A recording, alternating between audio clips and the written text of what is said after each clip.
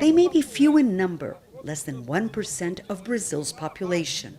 Some live deep in the jungle, isolated from the modern world.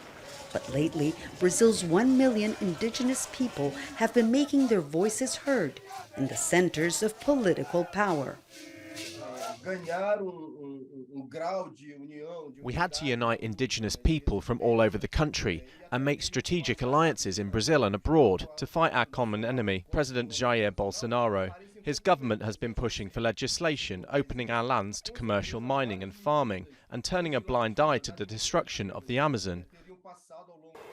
The goal is to fight back by electing their own lawmakers, and they have significant support. An organization called the Articulation of Brazil's Indigenous People is backing 30 candidates, like Sônia Guajajara, recently described by Time magazine as one of the 100 most influential people in the world.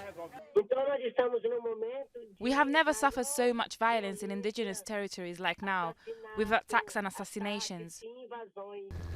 The independently run Indigenous Missionary Council registered 305 cases of attacks in 226 indigenous territories in 2021. That's 3 times more than in 2018. Earlier this year, Indigenous expert Bruno Pereira and British journalist Dom Phillips were shot dead by a local fisherman in a remote area of the Amazon. The killings attracted global attention. Pereira had been helping indigenous patrols investigate illegal fishing and poaching in the Javari Valley. The territory is home to the world's largest number of isolated tribes, and the invaders were allegedly working for drug cartels. World-renowned photographer Sebastião Salgado, like many others, points the finger at Bolsonaro. I blame the government for the deaths of Bruno Pereira and Dom Phillips because the president left the Amazon unprotected, permitting criminal gangs to take over.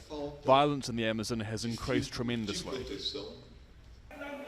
Long before the presidential election campaign started, hundreds of indigenous tribes gathered in Brasília to put their demands in writing. Sônia Guajajara presented the document to leftist candidate Luiz Inacio Lula da Silva, who's leading in the polls against current President Bolsonaro. He signed it and promised to create a ministry for the indigenous. For Brazil's indigenous people, what's at stake in these elections is their constitutional rights, and by extension, their very survival.